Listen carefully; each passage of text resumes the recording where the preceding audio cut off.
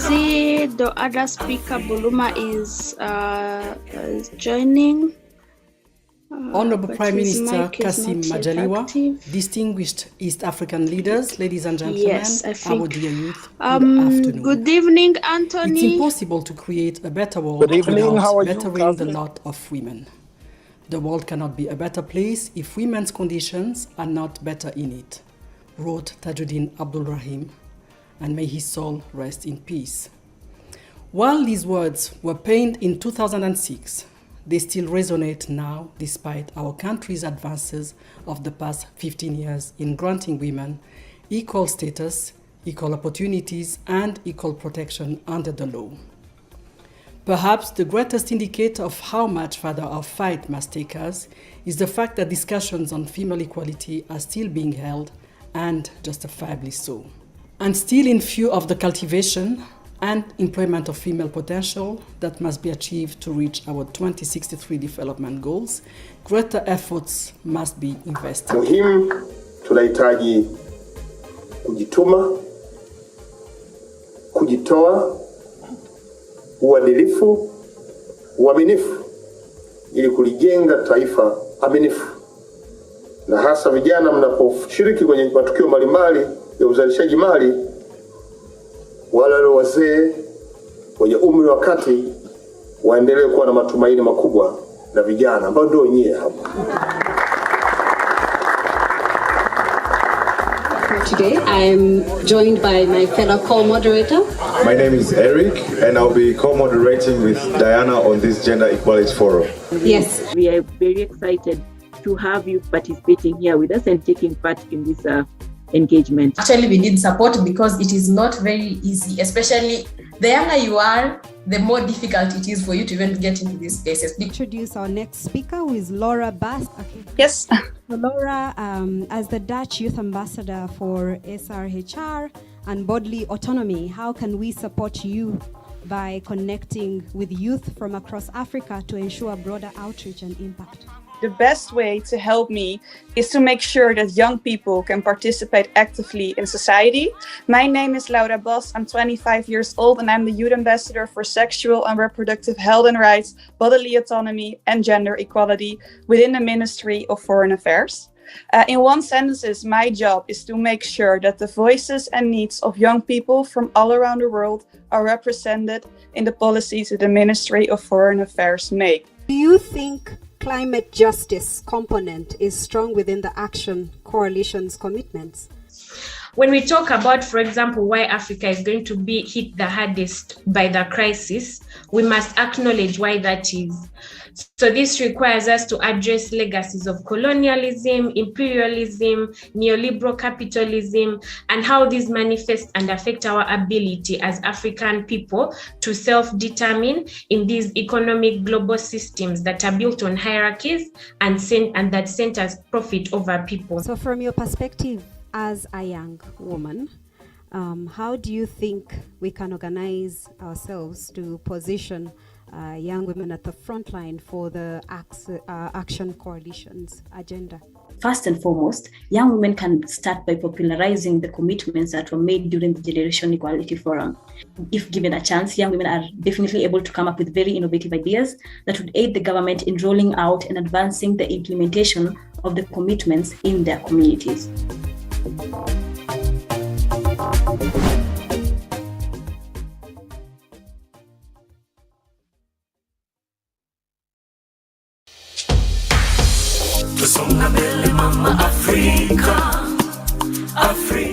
AFCFTA is a tool, we could say, that looks to see how Africa could unite economically, socially, politically. So it's a grand aspiration. Youth perspectives informed our further engagements with policymakers, especially the government and other stakeholders. First, youth, yes, had heard about the AFCFTA, but only on the internet. And they confessed that they had not been involved or got engaged in the process before. And therefore, they were not, they would say, we have heard about the AFCFTA, but we don't know it. we cannot say it is ours. We discovered that there was urge for more information. One of the major recommendations and outcomes of the study is that there should be an annual AFCFTA Youth Inclusion Index to measure how youth are participating, how their knowledge and interest levels are growing. And therefore, we had to find the young people where they are. They are on TikTok, they are on Instagram, they're on Facebook and Twitter. And this has really helped us to not only roll out the project initiatives, but also reach them where they are and allow them from all the 55 countries of Africa to participate actively in the project. Tusonga mbele mama Afrika, Afrika, Tusonga mbele mama Afrika, Afrika, around young people very often associate them with violence, treating them more as a threat than anything else. In securitized responses to young people, hard security approaches that make young people more frightened of their governments than anyone else, and this is completely counterproductive. Peace education strives to create understanding and a common ground on strategies that benefit groups, individuals that are in conflict. The children of today, they are the leaders of the 2063, but the young people of today, they are leaders of today. Be mindful of what we do, especially for the digital hygiene part. It's really important. Because most of the time when we look at the victims or people who are affected, we look at them as in form of numbers. We don't look at the potentials that they can bring into the conversation. And I think it is very important that not only the youth that have been victims, but every youth need to be meaningfully engaged, as well as also recognize what they can do and for them to be appreciated for what they have done. Socio-economic integration in East Africa, it can only succeed if peace, stability, and security are established in the region. Article 124 of the treaty establishing the East African Community is very clear on issues of security, but also the strategies that we take to ensure our people move across the borders in East Africa with a lot of peace. The need to change the narrative that young people are essentially perpetrators of violence and victims of violence. Article 120 of the treaty calls on partner states to develop a common approach towards marginalized groups, including children and young people, EAC integrations, without getting the youth involved. Long live the East African community, long live the young leaders. May God bless you all. Thank you for your kind attention.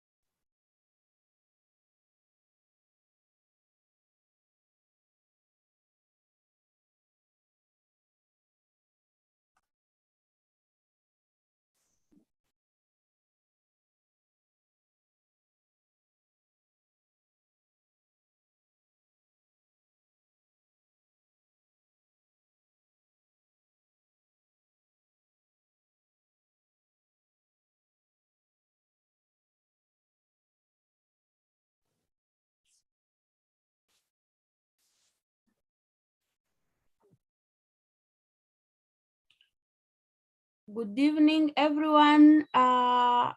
Elias, you can start.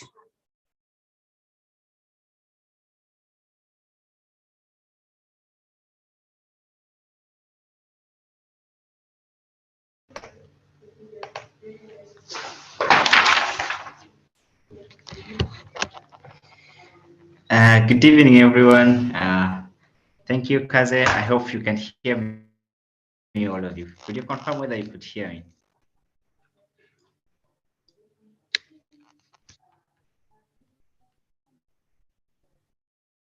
Kaze, Yes, can you Elias, hear we can me? hear.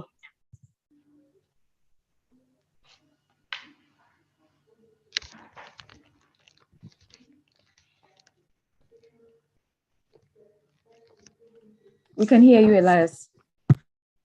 Oh, thank you very much. Ladies and gentlemen, my name is Elias Todiamboma. I'm a former East Africa Community Youth Ambassador, a representative of ULEAD, specifically on this interesting ULEAD Unplugged series. As you're aware, Kenya will be heading to election on 9th August 2022. And that election is slowly but surely becoming polarized, with youth being at the center of the polarization process. And as you're also aware, youth has always been the largest percentage of voters in the region, Kenya not excluded. And in that respect, ULEAD, together with its partners, ActionAid, East Africa Community Youth Ambassadors Platform, has made it a concern and an area of interest to get involved in the process of general election, during the pre-election activities, during election activities, and likely during the post-election activities. Such ULEAD has slotted Thursday as a very special day for Kenyans to discuss the entire process of election in Kenya, with specific reference to youth as to their participation, as to their involvement in this very important process. And today I'm joined by fellow young leaders, very important guests in our country. We have 3 panelists whom I shall accord 2 minutes each to at least tell us who they are and also tell us what they're up to and what they have been doing. I'll start with Roy Sasaka. Please take the floor. Thank you so much, Elias, our moderator for today. My name is Roy Sasaka Telewa, as Elias has mentioned. I'm the CEO of National Youth Council of Kenya, and also a very serious Pan-Africanist young person who is very keen on issues of Africa and how we are going to take our Africa beyond, to realize the sustainably empowered African young person. I don't know what Elias had in mind when he said something about ourselves, but yeah, I think I'm very passionate about the youth agenda, not only in my country, but also at a regional level, and that informs why we are part of this. And I'm also happy that as we start this series, we are considering engaging young people from Kenya, and also giving them an opportunity to learn from other young people from other countries as well, as we plan and prepare for our elections in August. And I know it's a topic of interest, and I think it aligns also to the theme of today, about politics being or not being at the table. Thank you. Thank you, Roy. Just to guide you, it should also tell us, because this Unplugged series is normally a youthful event, and we don't want to be too professional. You may want to tell us one of your favorite song, your favorite food as a youth, which is this song that makes you moving every now and then? You're saying my favorite song? Yes. Maybe it's Adidas. Yeah. Okay. Thank you, Elias. I think in that interest of being an easy conversation, I'm also going to drop my tie and jacket. I'm just from the office, so that it's very youthful. But yes, in terms of my favorite song is a song that is it's an affusion of French and English, called Mama Africa. Africa, Africa, Africa, Africa. I think it goes like that, and I think it's a very beautiful song that when you listen to the beats, you love it. I know you've not heard it, Elias, because it was sung by somebody very old. So maybe you can also go and listen to it. Roy, I've heard you sing, and just to note, you may be having talent, but elsewhere, not music. Thank you very much for that brief introduction. I'll move to Wilkista. Could you please tell us who you are, what you do, and maybe your favorite music? All right. So my name is Wilkista. When I heard the fusing, not so serious, I rushed in to wear my hoodie. Thank God. Oh. Hi.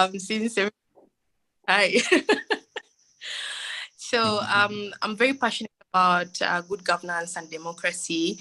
And I am team leader at Run to Serve, which runs a popular campaign called Run for Office, which is basically technically capacitating young people to participate in the electoral process. So that means for both appointive and elective offices, in short, public offices within the country. And I think I'm very glad to be here, and also in this platform, which now amplifies what we do to a regional level. And I'm looking forward to building also my Pan-African skills in terms of, the practice itself. My favorite song is, it's called Mr. Jailer. It's by an artist called Asa. I don't know if I'm supposed to sing like Roy, but it says, basically it's about imprisonment, but the person who imprisons the other is not aware that they themselves are in prison. It's a very political song. Mr. Jailer, I'm talking to you, Jailer. Yeah, pretty much. Now that is talent. What I heard from Roy falls far short of what talent is. Thank you very much, Wilkista. The next panelist is Anthony, who should also tell us who he is, what he's been up to, and maybe his favorite song. Thank you, Alicia. Allow me to, I think my laptop almost going off. I'd forgotten that it didn't have enough charge.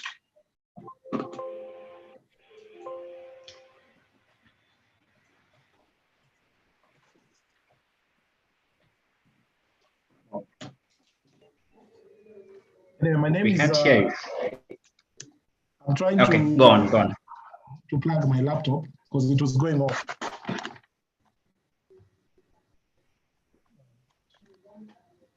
So my name is Anthony Samba Buluma, and I am the CEO of the Kenya Young Parliamentarians Association, but also one of the young aspirants in the forthcoming general elections in Kenya, specifically vying in Nambale constituency.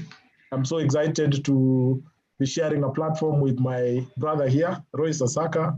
I didn't know that he ventures like that he can dare risk to sing. And I'm also seeing our lovely sister, Wilkista Aduma, who we've shared several platforms. I'm happy that her talent is evident.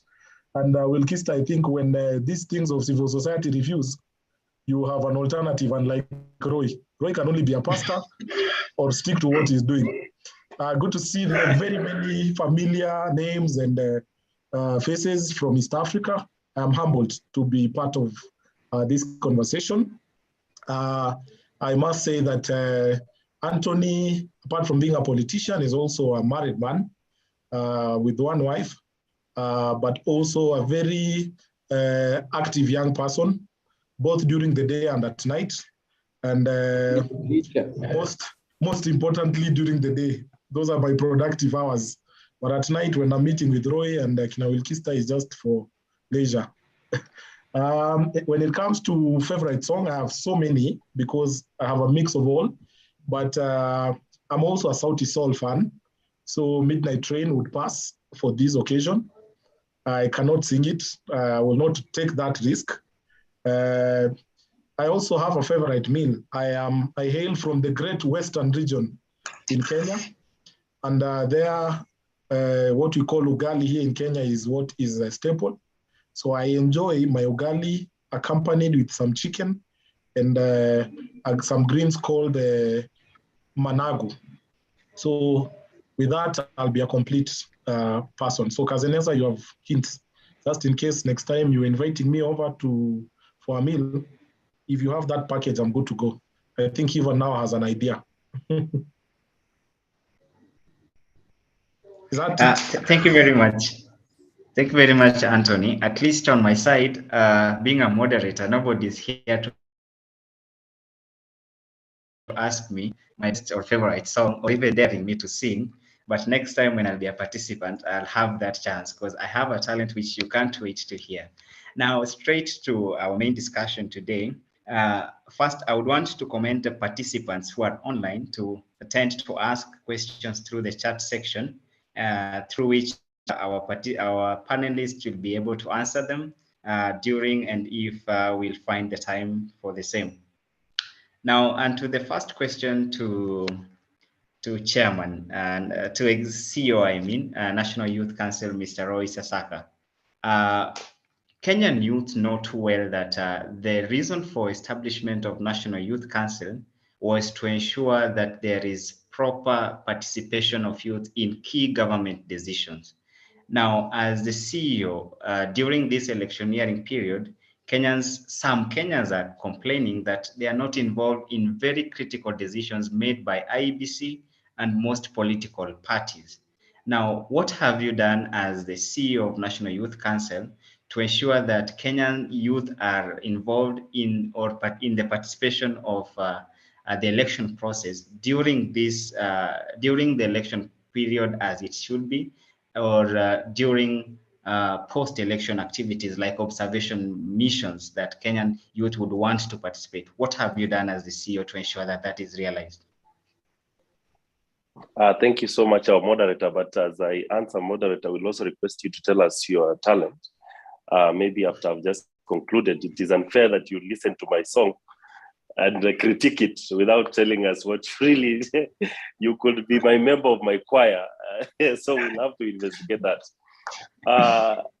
Answering your question, I know that in Kenya, this is a special year for us, where we come into a very critical point where we elect leaders who will lead us for another 5 years. And when you look at it, it's a time when the mandate of National Youth Council is actually well put into action, because that is when we need to rally young people, the voice of young people across the country. And in terms of decision making, yes, I would want to say there are successes. There are some areas of improvement, and I'm sure that one Kista will agree with me. And also there's some areas where we need to actually relook at going forward. What we've done in Kenya to just achieve this, we realized that as National Youth Council, we can't do this alone. So we embarked on a journey of pushing for strategic engagements by different stakeholders. And one of the key tools that we've utilized in Kenya, and it has done very successfully, and with Kista Duma, one of the panelists here, is a member actually, is to put in place a youth coordinating committee, IEBC youth coordinating committee, bringing together stakeholders from across the youth space, and then create a safe space where we can all sit together and say what needs to be done.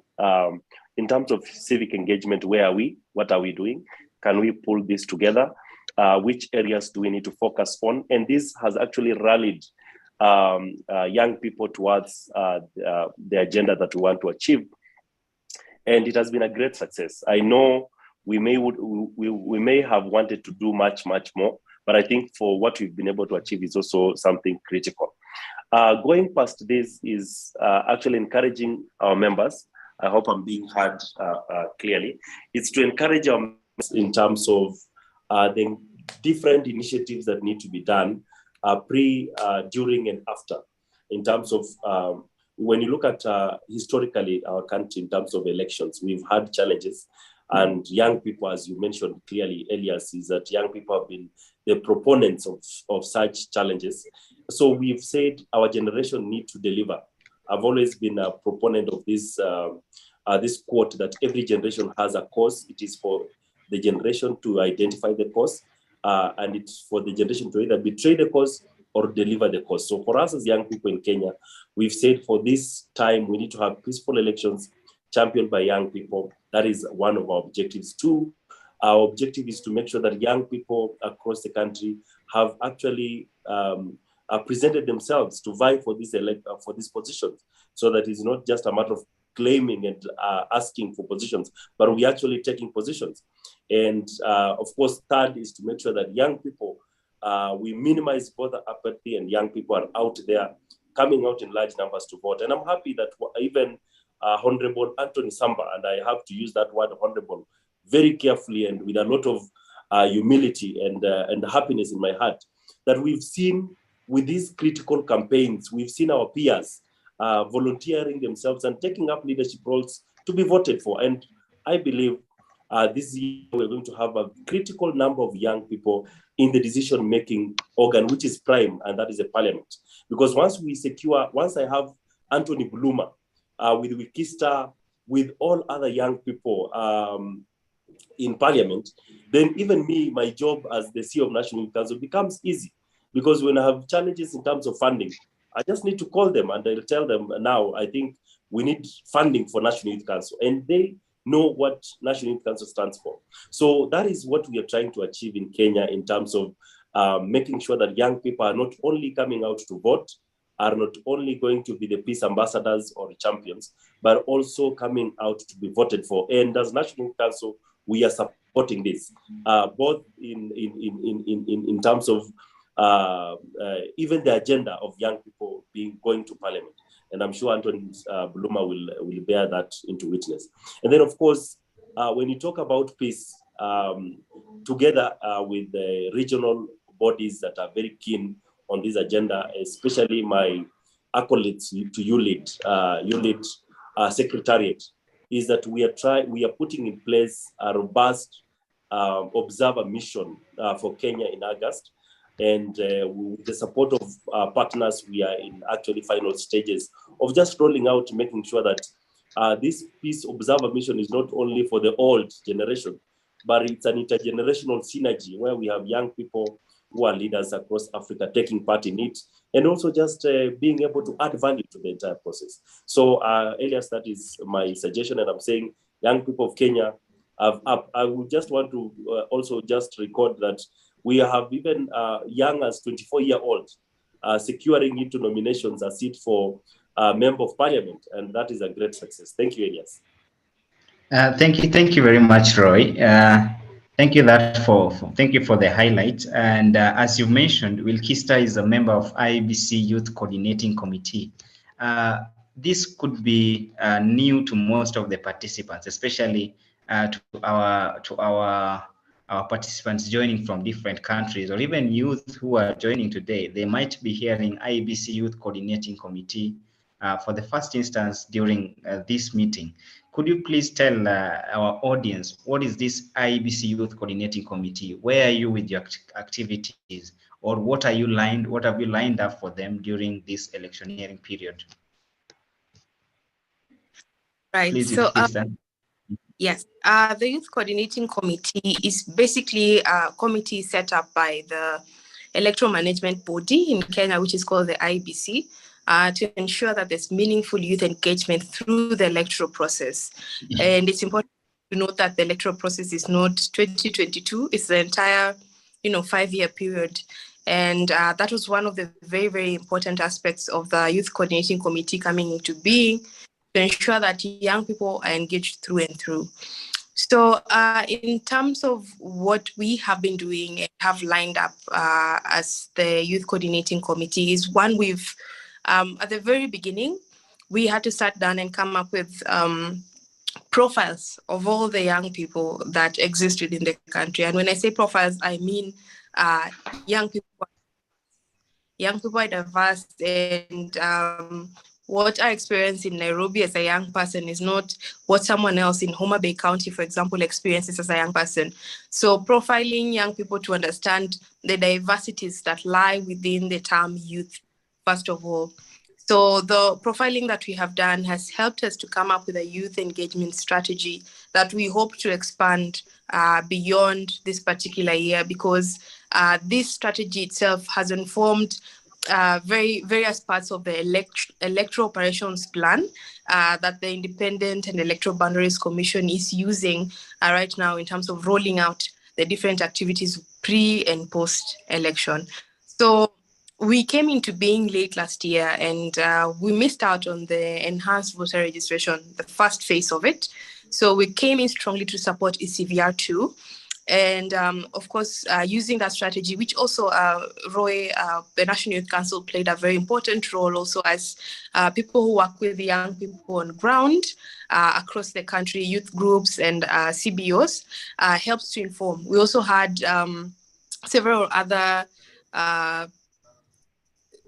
organizations from the civil society also coming together. So there were youth-focused and youth-serving organizations coming up with information, clearly set out to help with this. So the mobilization in terms of the ECVR2 saw us move into different parts of the country. And as it is right now, the numbers in terms of the highest number of registration of young people happened in the institutions of higher learning. Of course, this is expected. However, we really came in strongly to help mobilize the young people to actually go there and vote, because even at the institutions of higher learning, there were stations that literally young people are just walking past and not caring to, step up and say, maybe I want to register, or I need to check my details or verify going to vote at. We also have done a bit of voter education, and which we hope to enhance during this period, heading into the August 9th polls in different counties. I would say to this point, we have touched at least 30 counties out of the 7 counties in Kenya. And the reason we've not been to the others, obviously, is because of minimal resources that we have had to be creative around in terms of engaging young people. We also did some pretty nice events for young people, because this is groundbreaking in a sense, because we had mini concerts in different parts of the country. We had, like in Kwale County, for example, we used the local talent, because the coastal region is very rich in terms of young people using talent such as dance, art, music, to make a living. So we use these particular resources that lie in young people, that particular county, to attract young people to that place, to register to vote, and over and above that, understand their meaningful participation in the electoral process. Of course, for August 9th and even beyond, as I said earlier, throughout the 5-year cycle. I think pretty much that is what we've done so far. And in terms of what we have lined up, we have some voter education forums coming up. And one of the very interesting partnerships that we have going is one with Dr. Pizzo. I know young people really, really enjoy this particular forums, but what they really need to know is that in as much as you're going to have fun as young people, interact the way it's how to, unadunda, but you still understand that I am here to also get what these people are bringing for us in terms of information. So I think that has really, really been something interesting, and I think groundbreaking even within the region in terms of engagement of young people. And also, just to speak to a question you asked earlier, in terms of how the commission itself has involved special interest groups or marginalized groups, and there are also other committees set up for people with disabilities and women to also ensure that their participation is meaningful and mainstreamed throughout the electoral process. Thank you very much, Wilkista. Just to engage our audience, I've realized we are having youth joining from all over the world. We are having Lintil Fosa, I hope I pronounced that well, from Lesotho. We have an audience from Burundi, Bujumbura. You can see the world is concerned about Kenya. I'll not brag to say that Kenya has been a very pivotal country all over the world, as there has been so many interest from all over the world in activities that happen here. So this election is not just one of them. And a peaceful election will ensure that not only the East Africa as a region, but also the world is at peace. So the involvement of our youth in this election is pivotal, and we must ensure that we have a peaceful election, and that can only be done through the discussions that we've just started. Now, Honorable Anthony Buluma, permit me to say that we are glad to have you. It's always rare to have members of parliament after they have joined the parliament. At least you should assure us that that will not be the case once we swear you in. I have a question for you. As a young leader, you've presented yourself to be elected in the August election. Youth have complained in various instances during the political parties primaries that they have, one, been secluded, two, that they have been victimized because of the fact that they're minority and vulnerable. And as a personal experience, what do you think are the challenges for the youth based on your own experience during your campaign? And then what solutions do you have, or what is it that you can tell young Kenyans who are still willing to present their candidature as either independent candidates or in any other political parties during the August election?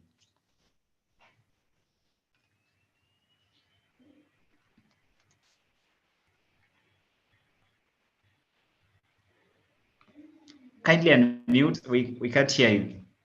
Oh, my apologies. Thank you, Elias. My apologies. That's a very good question, because it's not only current, but very relevant to what most of us who ventured into this space of elective politics are going through.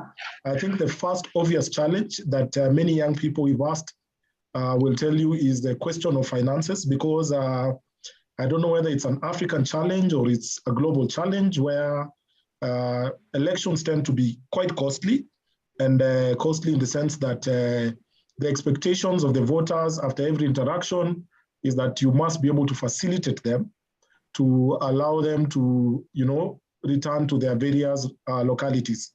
And that at times becomes very expensive, because you have to traverse the entire constituency trying to persuade people to vote for you. And that in itself is very costly. And then you put in logistics, even gets much more costlier. There are so many fees that are supposed to be paid, starting with the political party fees. Even the independent candidates are expected to pay something. Then after that, there's also a cost to IBC. So all these are just expenditures, and remember, all this is coming from either your pocket, or if you have, you're lucky to have a few friends to support you, then that makes it easier for you. Apart from that, I think generally is also fighting or dealing with perceptions where this space has largely been predominantly an older people affair, older in the sense that people in their 50s, because politics in Kenya used to be the space where people only venture upon when they're approaching their retirement, or you've made enough, so you want to, move out of maybe a career and join in the public space. So mostly it was traditionally politics in Kenya was largely an elderly people affair. So we have to also challenge those stereotypes and at least allow them to believe that also young people have what it takes. I would give you an example. I went to a meeting where one young lady came to that meeting, and she was aspiring to be an MCA, member of county assembly. And just as she was making her remarks, some 2-3 young people stood and they were like, first of all, we will make sure you flop very early in the morning, because you're here. There's no difference between us and you. You're speaking to us like one of us. So come sit this side, because you have no money. Go look for money. When you get money, come back and campaign.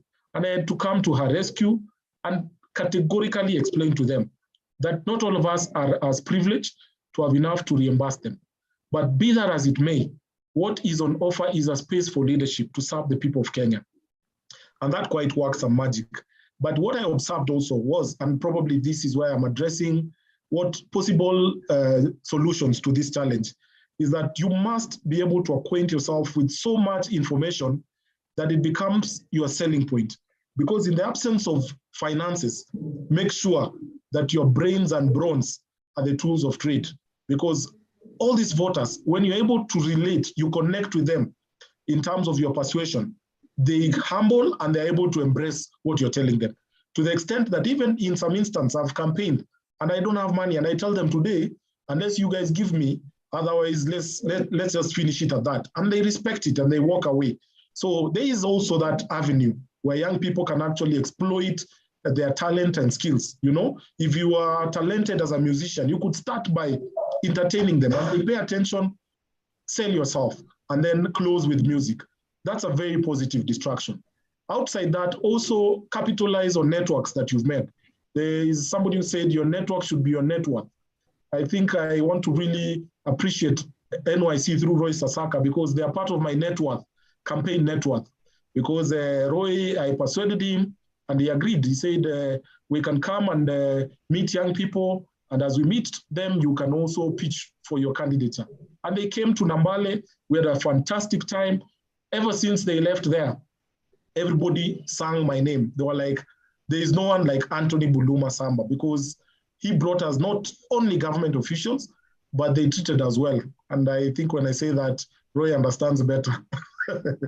But outside that, I think it is very proper for us young people to always be prepared, especially when you want to venture into the space of politics. I think there are so many unawares that if you get there and you're not well prepared, you might get so many shockers, you know, and emotionally it can also be draining because there are places you'll go, you're not accepted, but there are also places you'll be highly welcomed and received.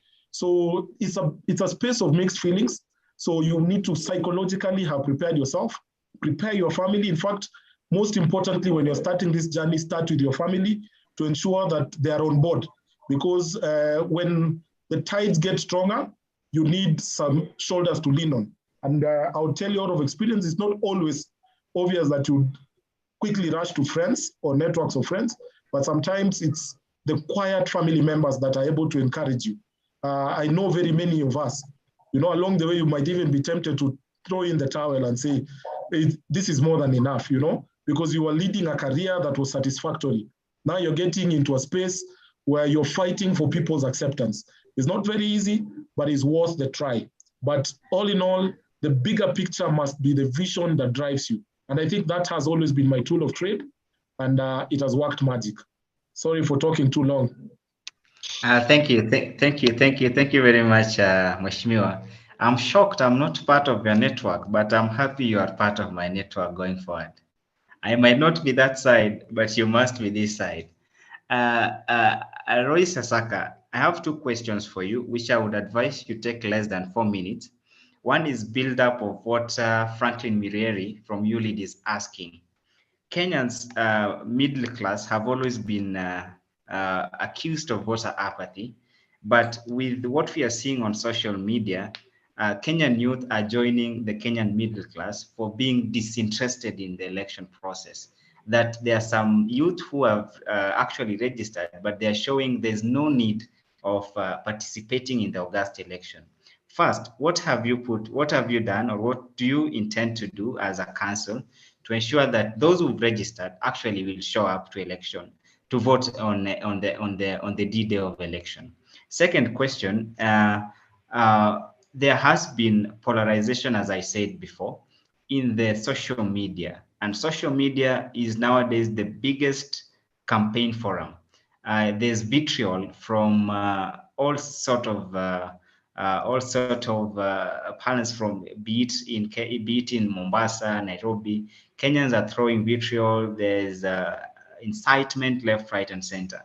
What are you going to do as a council to ensure that you meet to these hate in the social media so that we can have a peaceful election? Within 4 minutes, kindly answer the two. Thank you. Okay, thank you so much, Elias.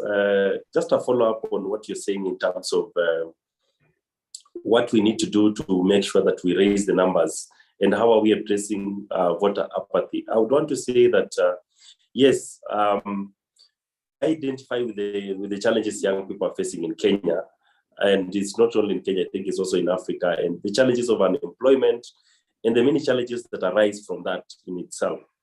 And when this continuously happen, and when you look at the output in terms of creating employment rates, minimal employment opportunities for young people, that disconnect in itself brings about voter apathy amongst the young people, because they feel like, okay, why would what is the need for me to go out there and vote?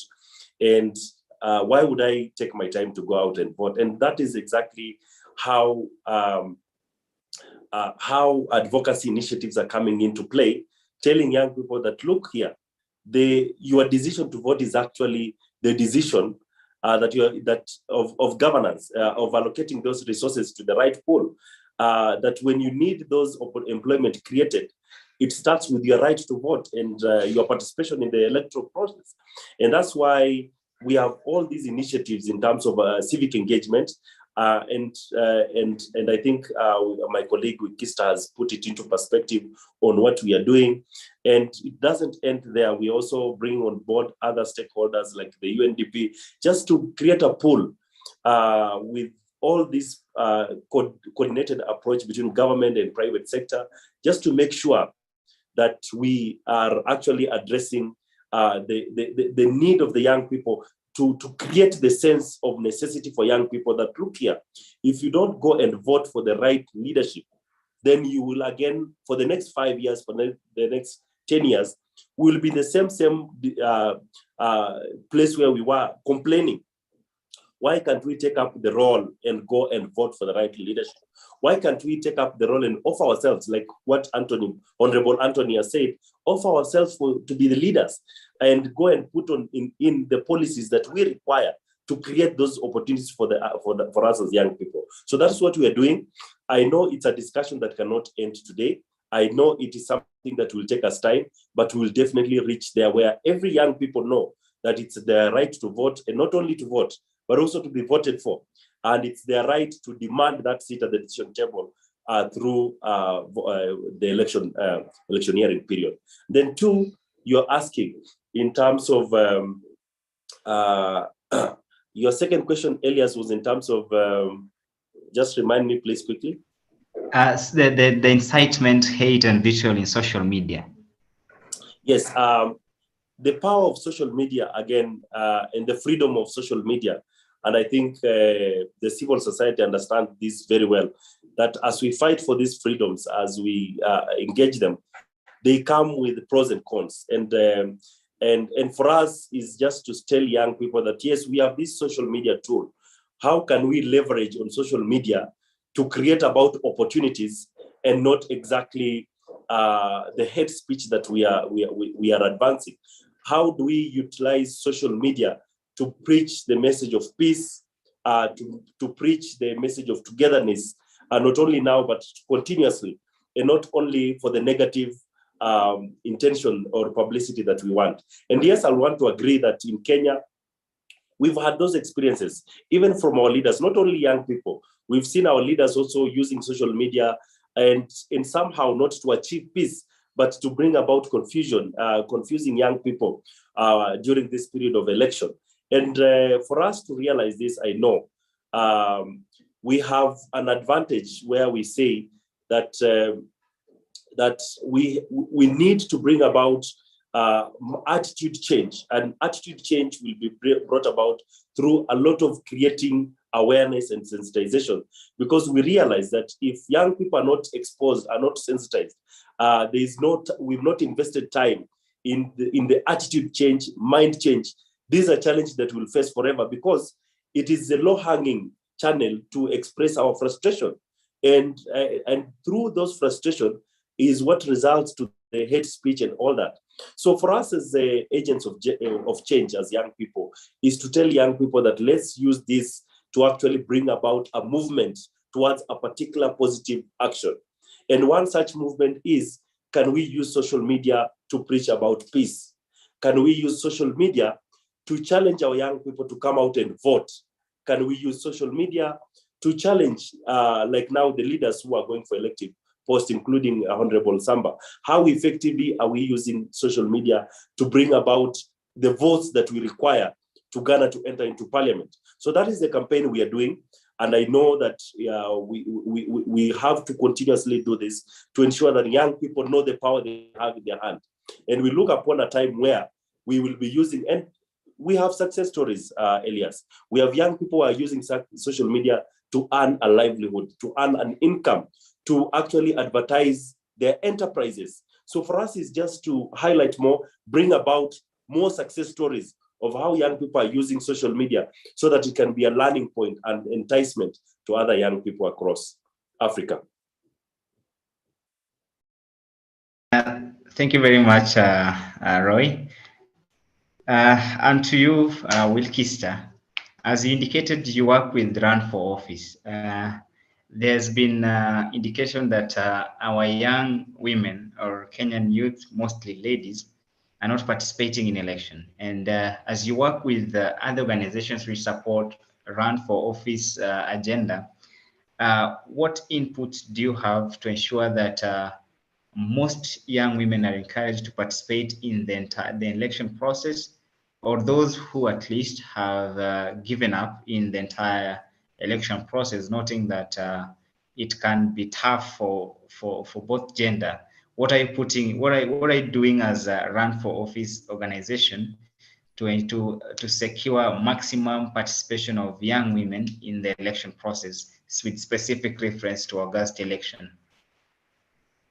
Right. I don't know if this is a start, but probably just to dispel that, and just to say that the associate members that Run for Office, we have very strong young women, and they have participated to very far lengths. Actually, all of them have their nomination certificates, and we're waiting to see how they perform in the general election. So maybe the narrative is changing a bit. And that is not to say that these young women don't experience issues that particularly deter or make it hard for them to participate in the political space. And one of the issues that I feel is very particular for women is security, because generally, the male folk are able to take care of themselves when they get to ground. But for a woman, I mean, even on a day-to-day basis, looking at, how I would operate as a woman, even just within the normal space of going to work, coming back, and just generally social life, I have to make sure I'm home by a certain time. I have to make sure that I am not walking in a dark alley at a specific time. I have to ensure that I dress a certain way, because even dressing, some people use that against women in terms of, this person was calling for someone to rape them or something like that.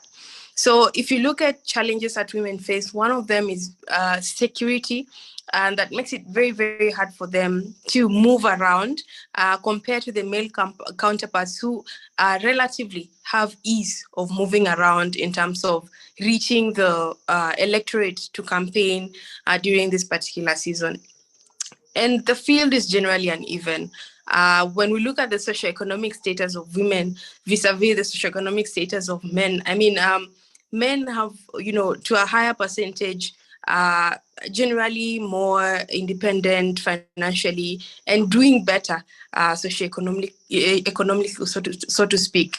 Women are just coming up right now to catch up with the male counterparts. So in as much as we don't like to see this thing as it is, the statistics don't lie, and that is actually what is happening. Even when you talk about using social media as a place to enhance participation of young people positively, of course, to benefit the country democratically, there's still a gender digital divide. So it means that when you look at the home setup, for example, somewhere in Kobura Ward in Kisumu County, for example, who in the household would ideally have a smartphone? It's going to be the young man, all right, or the husband or the head of the family who has a smartphone. The wife has a kabambe. So it means that this man is the one who's on social media and not the wife or the women in that particular household. So there's still a whole digital divide when it comes to gender, and even further still hampering the process, or rather the participation of women in that particular space. Also, just to reiterate that as Honorable Bloom, earlier mentioned that perception of the society is also a big hindrance when it comes to the participation of women, because we don't see women as worthy contenders. In fact, in some of the places where we had negotiated democracy and they picked a woman as flag bearer for some, political factions, there were higher riots, so to say, in places where women were picked as flag bearers for certain coalitions, as opposed to other places where they just picked men. So even when you look at that kind of conversation, you know that women are disadvantaged by a great deal. So I would say, in terms of how we've worked with women at Run for Office to ensure that they participate within this period in the political space and not actually fall out of the processes. One, with regard to their security, we've offered the associate members that Run for Office a safe house. So they know that in the event that they're not safe to go back to their houses to spend the night, they have a safe house where they can spend a few days as they regroup to go back on ground. Two is support in terms of mental health, and also just a safe space to get out what's in their minds, in their hearts. As Buluma said, having a support system is one of those things that you need to set up before you even throw yourself in to run for office, because it's a whole array, a whole cycle of a lot of mixed emotions, pressure, and a lot of things that you need to achieve within a very short time span, even in terms of resource mobilization, and it can take a toll on you. So mental health here is very important for us. Our phone numbers are open 24/7. So this means we have conversations even late in the night with associate members, just to give them a safe space where they can vent. And I know that the members can attest to this being one of the things that they really have enjoyed about what we've been able to offer them at Run for Office. And over and above the fact that we have worked with women, we also work with young men, persons with disability, and minority communities, and they still fall within the youth bracket. And that's why I said the young people are very diverse. So we've done, first of all, we've done a lot for them in terms of their branding and publicity. I'm sure if you have interacted with our pages on social media, you have seen that the way the leaders are depicted in terms of even their portraits that they're using for their campaigns, in terms of the messaging they're using for their campaigns, that they remove, the question where someone feels like asking, is this one even able to? So for someone to even present themselves, and I know Buluma will attest to this, you need to look the part. If you don't look the part, people seldom give you the opportunity to even sell whatever wares you're selling in terms of your manifesto or what you want to achieve for the people of that particular constituency. So how you present yourself is very important, because voters, the average voter is able to sniff out a fraud from a mile away. So to present yourself there as a worthy contender is one of the very, very important aspects that you have to take care of. We have seen during this election period that young people have been profiled in the national newspapers, as opposed to the story that has been there for, I don't know, since time immemorial. Since I could read, I have always seen the same faces on the newspaper when it comes to leaders who are running. And right now we've had spreads, pages and pages of newspapers where we have young people who are running for presidency, Senate, governor, member of parliament, members of the senators, members of county assembly.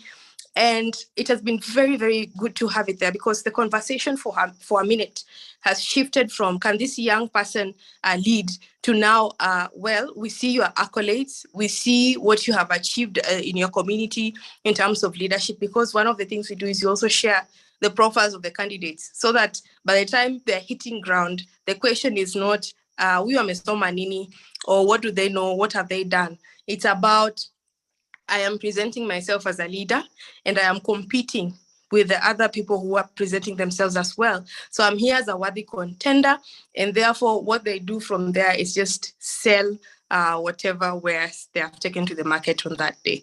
So I think there's a lot more, but I see you nodding as if to signal me to time, going a bit faster. And also just to mention something very important we have worked on called the National Youth Manifesto, which is a document that we are putting the aspirations of young people across the country to help put the policy priorities of young people into the agenda of the next government and even with the development partners. Because it means that if young people do not have, a place where we say that this document here is what young people in Kenya are saying contain all the things we want done for us as young people, it means with the whole negotiated democracy framework, which has been very, rampant during this season, is a place where if we do not plug into it, means we lose out as young people. So the National Youth Manifesto has had aspirations from young people from across the country in their diversity. And this is something we'll be presenting during the presidential debates, the gubernatorial debates, and also a launch that is coming up really soon within the month. Thank you very much, Kista. That was a bit comprehensive. I think you've tackled almost what I asked. And then now there's a very, very interesting question that has been alluded by Bruno Owor, and even someone Ngetich also highlighted it in the chat section, Stanley Ngetich. He's questioning the fact that most of the organizations which all of you represent are not known in the rural areas. You are so much in the urban areas, but someone in Oloitoktok, someone in Ugenya, somewhere in a village called Murawe, where I come from, has no idea about run for office. Someone maybe in your village, deep down in the village, has no idea about your engagement. What is this that, and this I put to all of you, what do you intend to do so that they can feel what you're doing on ground? In Kenya we say kwa ground vitu ni different. Hapa real ground kazi yenu vitu ni kama ni different jamani. So what are you putting in place so that the real people know what you're doing? Thank you. I think this would also depend on the areas we have chosen to work in. And I don't think it's entirely true to say that we are not known on ground. For example, when we were doing the activity in Kwale County for the Youth Coordinating Committee, it is the National Youth Council that helped us really to mobilize for the members that are within the National Youth Council. Down in Ukunda, Msambweni, Matuga, name them, that entire, all the sub-counties within Kwale County. I mean, that's on the other side. Unapanda feri ndo uvuke. It's not Mombasa. So also for us as running for office, we have candidates in Kisii County, in Kitutu Chache South. We have a candidate called Toel who is running. So in as much as you might not interact with us, we have interacted with people from your counties, and it probably just means that probably some of the programs that we have not particularly target maybe Bruno, for example, who is asking. So I think it's not entirely true to say that these people are not on ground. I mean, especially even for KYPA and NYC with robust networks on the ground. You could talk about run for office because run for office is a newbie and doesn't work in all 47 counties. We actually work in only 5 counties. So it's acceptable to say that probably we are not known in many parts of the country. However, it's not entirely true a statement. That explains about NYC and IEBC Youth Coordinating Committee. Honorable Buluma, somebody is very, very enthusiastic on climate change, and I hope that's one of the reform areas you'd want to take up upon election. But before that, could you explain to us what have you done to ensure that the people deep down in Nambale, Busia, where you hail from, what have you done to ensure that they know the existence of Kenya Young Parliamentarian Association? Because at last I checked, you are very common in Nairobi, but maybe people in the villages have no idea about your organization. Thank you, Elias. I think naturally the KYPA is largely stationed in Parliament because it's an association for young members of Parliament. And by virtue of that, sometimes it limits our capacity to spread out to villages and what have you. But be that as it may, I think our work gets to those villages. And for us, that's a priority because, you know, at the end of the day, you could be very popular across the country, but in terms of the impact, it's very minimal. So I think we strive to actually impact as many young lives as possible. But having said that, also the design of KYPA, the structure of the organization, is in such a way that we have the platform for young members of Parliament, but we've additionally created a platform called the think tank, the KYPA think tank, that we refer to it as the reference group, that feeds the young members of Parliament with content in terms of the legislative work. So this is the framework that we use to actually cascade our work to the various grassroots levels. So through the reference group, we create networks of friends of young people who we partner with when we are hosting grassroots activities. But largely our major partners are political parties because they have a base that stems from the grassroots, mashinani kabisa, because we have been very intentional in supporting initiatives by political parties, initiatives by student leaderships, and what have you. So pretty much that's part of the strategies we've been employing, and also just aggressively trying to do activities for our members in their local setups, and we try and profile, put a better profile for young people when we host activities in the various grassroots levels. Your second question was on? I think I just asked one question this time. The one was on climate change, but I think you'll take up that as a case for reforms. Okay. Yeah. So Roy Sasaka, there's a specific concern in regard to the violence that is going on in West Pokot, with very passionate activists saying that whereas the ballot papers is guaranteed that shall reach in those inside areas where insecurities are, there are chances that the people who are supposed to quell the violence down there will never reach where they're supposed to reach. Now, as the CEO National Youth Council, you understand that even the youth in those areas have the right to vote as guaranteed under Article 38. Are you having specific activities oriented towards West Pokot, where violence is the only way of living down there, yet they should participate in this very intrinsic and important activity in our democracy?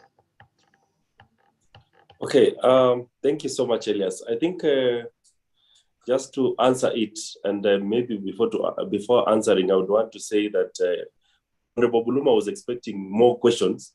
So I think you can also just chat him up on the remaining questions so that he can answer. Okay, that's on a light note. That's on a light note. But when it comes to the issue of youth peace and security, I would want to say that that is an agenda that we are not only tackling it even in Kenya, we are also looking at handling it even at the regional level, because it's not only a challenge in Kenya. When you look across, when you look at our neighboring countries, Ethiopia, South Sudan, and DRC, and all, it's something that is that's replicating itself across our continent, and calls us to action as African young leaders. What needs to be done? What are some of the best practices that we can talk about and learn? What are some of the peer review mechanisms you can have? And together with some of the stakeholders like Horn of Africa Youth Network, Save the Children, the National Youth Council has been convening regional engagements on youth peace and security. We have had so far 3. We are actually planning the fourth one maybe in South Sudan. But for me, where my take is that much more needs to be done, especially in our region, not only in Kenya. Because you've used Kenya as a case study, I would want to say yes, we've had perennial, continuous conflicts between the communities. And we've had a challenge where the people we expect or the people we've entrusted with the leadership roles as our representatives, especially in leadership roles, who we expect them to come in between as mediators to end the conflict, have actually been the people who have been propelling the conflict in itself, with, of course, weird motivations, different motivations. And that has also been the challenge why these conflicts have continuously extended. But what we are doing as the National Youth Council is we are trying to foster peace through sporting, where we say, can we have these warring communities come together, have a peaceful tournament, and we use that platform together with our stakeholders like Spread Truth Africa and others who are coming on board, Horn of Africa, just discuss about lasting peace amongst the young people. The reason why we are targeting young people is we believe that peace can only be sustained through a generation that is guaranteed to stay much longer. And that is no offense to the older generation, because sustainability of any agenda is through the generation that will carry it for the period that is ahead of us. So that is what we are doing. And I know it's not enough. And also, we are also calling upon young members, because now, if we have also youthful members being elected in parliament, people who are now it will be easier to fight or to advocate for peace when you can see yourself in the peers. Like, for instance, using peace agents from the local communities. So yes, I agree, we've not achieved lasting peace in these communities, but I also want to say we are putting in place mechanisms to do this, and we also call upon our young members of parliament to join us. And as we do this, we're also looking at it from a regional level, so that the peace agenda is realized not only in Kenya, but at the regional level. Yeah, thank you very much, Roy. I'm seeing time is not on our side, and I'll ask one question to Honorable Buluma, and ask him to give a parting shot. Then I'll revert to each of the panelists to also issue their final words, and maybe close the meeting and hope for the next time when we shall meet. Now, Honorable Buluma, in your involvement in election period, during this period, during campaigns, what are you doing as a candidate to ensure that your supporters, who are mostly youth, are peaceful while conducting your campaigns and even while tolerating your opponents? And what at large is Kenya Young Parliamentarian Association also doing to ensure that we have a peaceful and fair, credible election in the August election? And then you issue us with your final words in 4 minutes at maximum. Okay, thank you. And I think you need to understand Roy Sasaka is the one who loves very many questions, so he's playing reverse psychology. But he's my brother, I understand him, so let me speak for him. But having said that, yes, indeed, I think the best strategy that I'm employing at personal capacity and also at the KYPA level is to try as much as I can to ensure that this is an issue-driven election. Because I mean, our people have been shortchanged for many years because we have been trading on sideshows. And when sideshows are come into play, that's when violence finds its way, that's when malpractices find their way. But we have, in this particular occasion, tried to center our campaign on a platform of issues where we are addressing specific concerns of people, and as well as just trying to demonstrate why our leadership should be considered when it comes to decision-making during voting. But having said that, I think what is primarily important is to constantly remind ourselves to adhere to the provisions of the Constitution, because I think we have sufficient laws that provide a framework that allows us to behave well And behaving well means that to conduct ourselves in a manner that does not propel or promote violent practices. And the various institutions must be able to play their role. At the KYPA level, we've been going around counties, engaging young aspirants, trying to help them develop political party, campaign manifestos, which we trust they are using it to bargain with voters. Because once the campaign is manifesto driven, then you have no other reason to play gimmicks and sideshows. So that's one of the strategies we've employed. At the same time, constantly engaging young people in social media, just constantly reminding them that they have a role, they have a stake to ensure that we have peaceful elections. And I believe that pretty soon we'll also be launching various initiatives towards peaceful campaigns.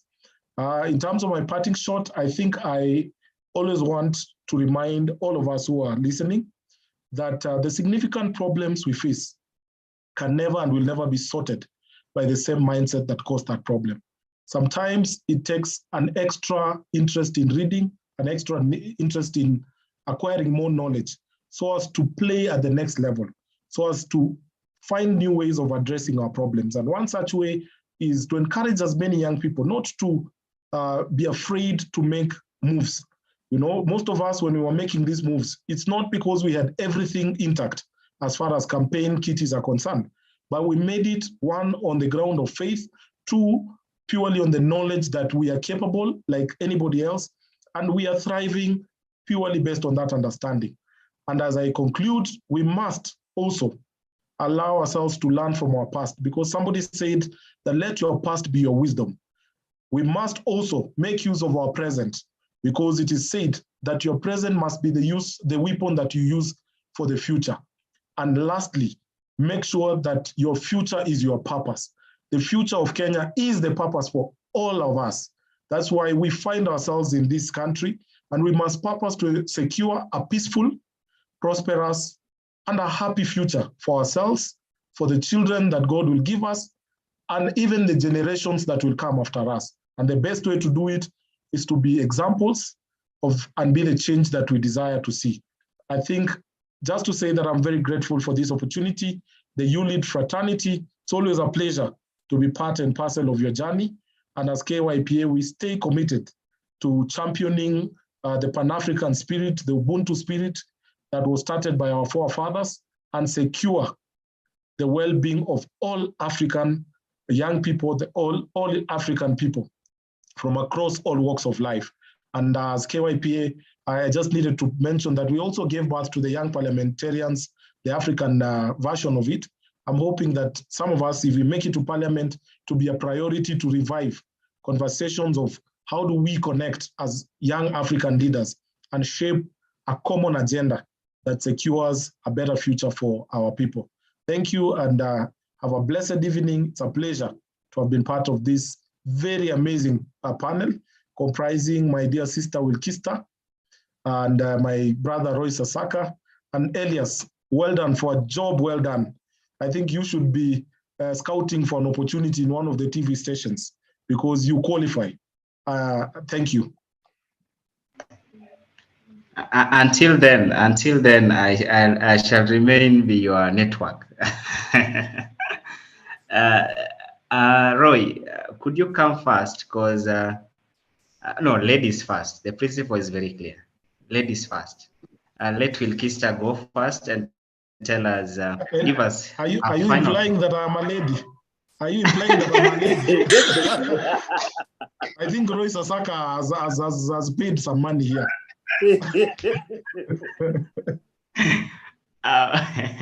Okay, I'll go with the lady first. Wilkista, then I can see our director Ivan. He will come late after Roy is done. Take the floor, Wilkista.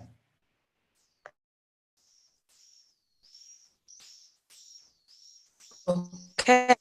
I think of the apathy that exists within the space right now. And someone said that probably the young people are rioting against a failed leadership that we elect into being every other 5-year cycle. So I think this goes to the leaders who are going to get into office, the likes of Honorable Buluma. And I have faith in him because he has been part of all this leadership mentorship within the space, and he understands what building legacy leadership really means. And I have faith that the young people that are vying for elective offices and that are going to occupy spaces across the 6 elective positions are going to change the narrative.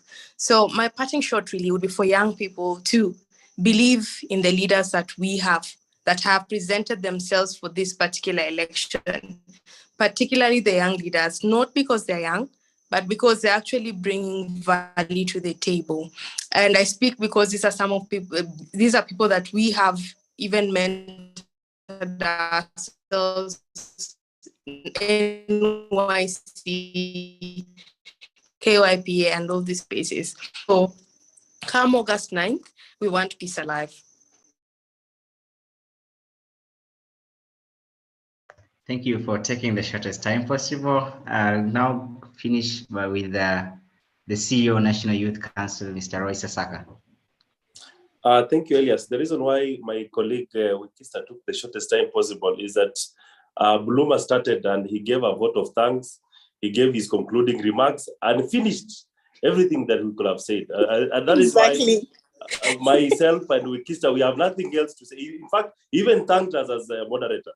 So I think for me, just picking up from my colleague Wikista is just to say thank you so much. This has been very insightful. For us to achieve this agenda, we need to have more of these conversations and create more of these safe spaces. And just a high thumbs up to ULIT for convening us and creating this safe space. And in terms of my vote of thanks, thank you, Honorable Buluma, for giving it on behalf of me and Wikista. Thank you.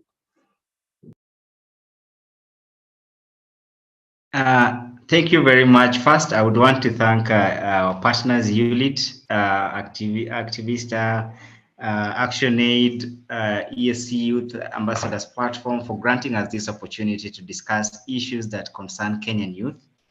We really appreciate your audience and even thoughts of having us, giving us this platform to air our views. And second, I would also want to thank our participants who have been active online. This meeting could not be successful without you. And also our honorable panelists for actually according us your time out of your busy schedules so that we can have this successful discussion. And also to thank me for actually showing up to ensure that this meeting actually happened. As my final words to our Kenyan youth, the statistics are out there. We are the majority. We are the people to make a decision not only about us now, but also how our future needs and should be governed. It's upon us to make that choice, the choice which JF Kennedy in his inaugural speech in 1961 said, it's time that we must not ask what Kenya can do for us, but ask what we can do for this country. It's through our vote that will change the decisions or how this country is governed, as most of you might be irritated how things are, but with just wailing on social media without taking the mantle, taking the vote and actually showing up to vote the right leaders, voting fellow youths who have vision and ambition as you, as aligned with your thought, we shall not get anywhere. We'll keep on making noise as the real people, the real guys, eat in the real tables, in state house and high places.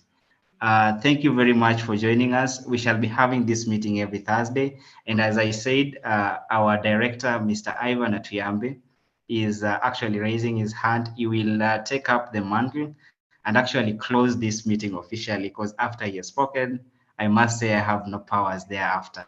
Thank you very much and may God bless you. Asanteni sana.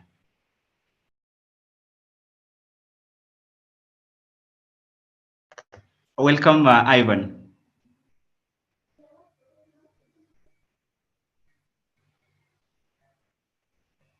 Could somebody ask him to unmute his mic? Kaze.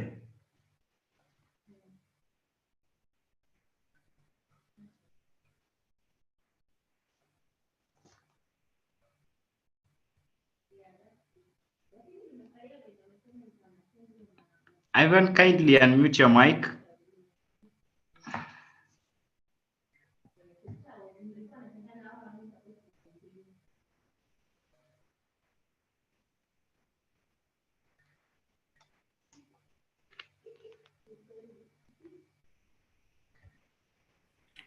I think we can just conclude if he's not around.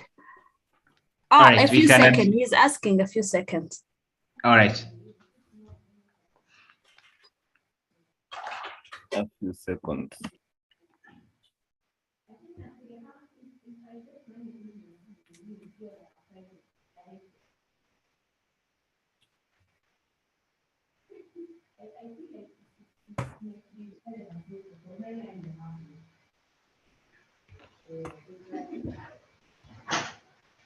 All right, you can stay around because he's asked for a few seconds, then he will join us.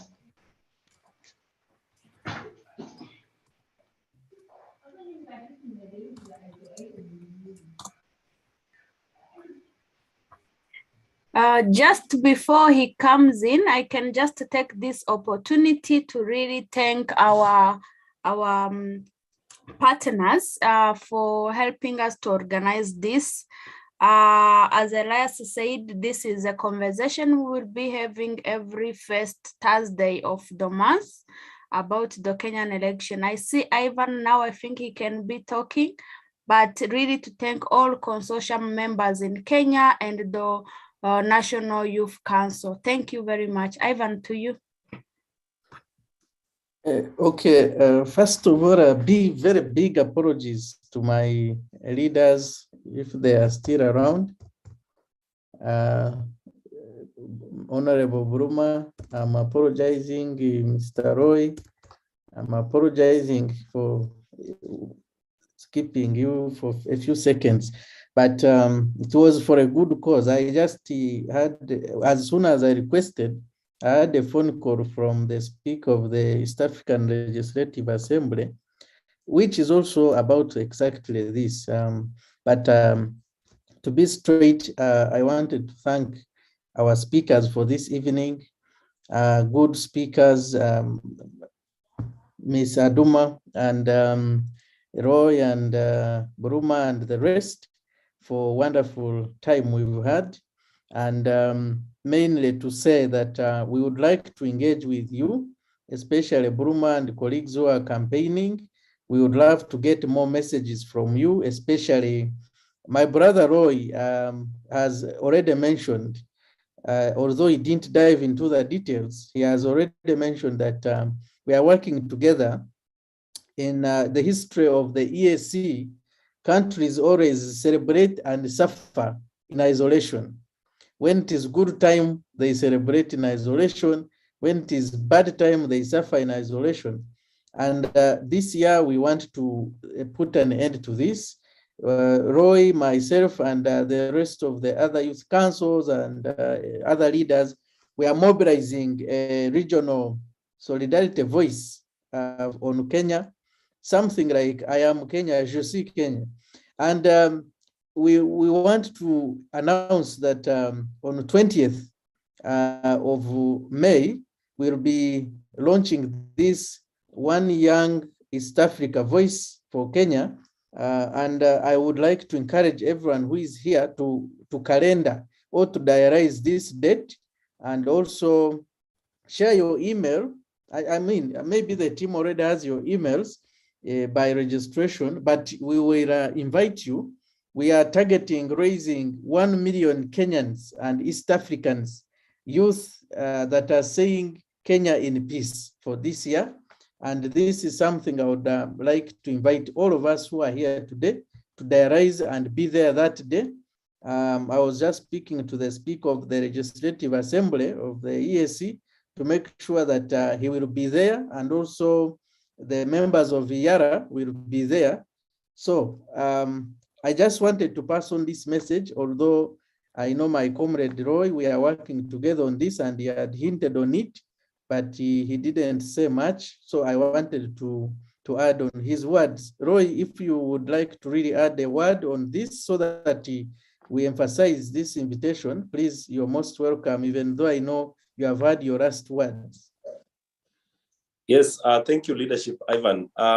Leaders, as you've heard, this is just a concerted effort towards creating a safe space for our region. And you see, our leaders have pioneered in terms of bringing about East Africa integration. And we have made milestones. And at this point, we are also, as young people, pushing for that integration in all spheres. And one of that is also political. How do we create a safe space as leaders in terms of politics? And as Kenya, we are having our elections. And these are practices that we want to start. And I'm sure it will live ahead of us, and it will be a legacy project where we have young people being part of this and being part of this initiative, great initiative. And yes, we are just making necessary arrangements, and I'm sure we will come back to you with all the details in terms of how far we are, but we are almost concluding. But we'll call upon you, young people, to volunteer your time and be part of this great cause as we champion for a peaceful electioneering period for Kenya and also the countries that will come after succeedingly in the region. I think that is it. And I've just seen my brother has said that my brother Ivan has provided Twitter and a WhatsApp group that we need to join. So maybe it's just a call to action that because we're already here and we are planning to volunteer our time to the Observer Mission, let's just click the Telegram link there and join. That's all. Over to you, Ivan. Thank you very much. I want to end by thanking the ULID team, Kaze and Kemi, for putting this together, and our wonderful moderator. Those of you who don't know, and he's a very modest man, Elias is the East African Community Youth Ambassador to Kenya, who was moderating for us today. So you can see that East Africa is really progressing. Youth are taking charge, and we would like to keep a united front also in making sure that this 2022 general election will not leave Kenya in pieces, but rather in peace. I know Viridiana will kill me for this, but let's be open. The opposite of peace is pieces. I submit.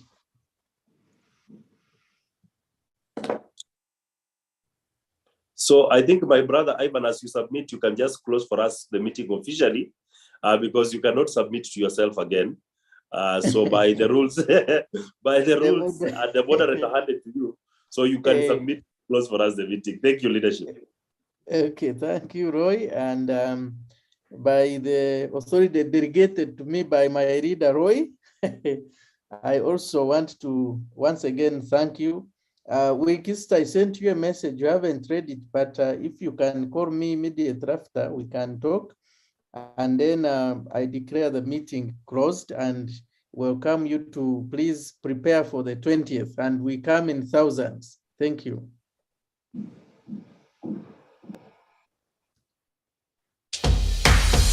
Tusonga mbele mama Afrika, Afrika, Tusonga mbele mama Afrika, Afrika,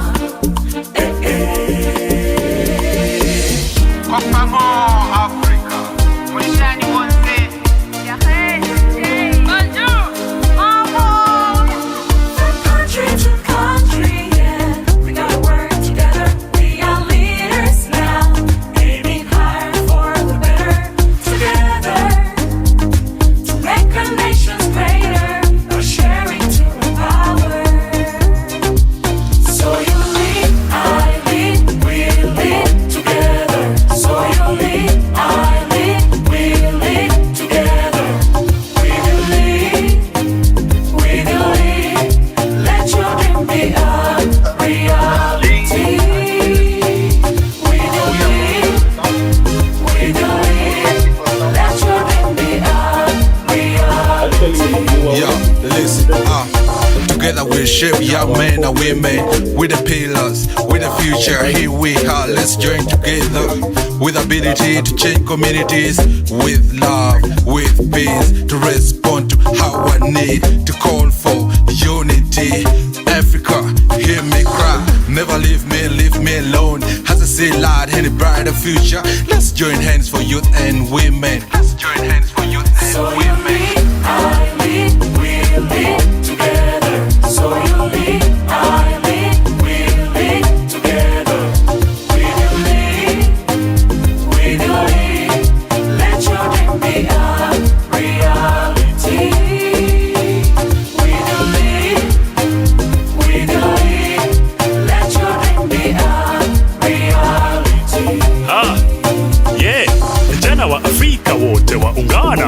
Vijana vijana kutoka mashariki, magharibi, kaskazini na kusini, hata na kati, twaja pamoja ili tufanye nini? So you lead,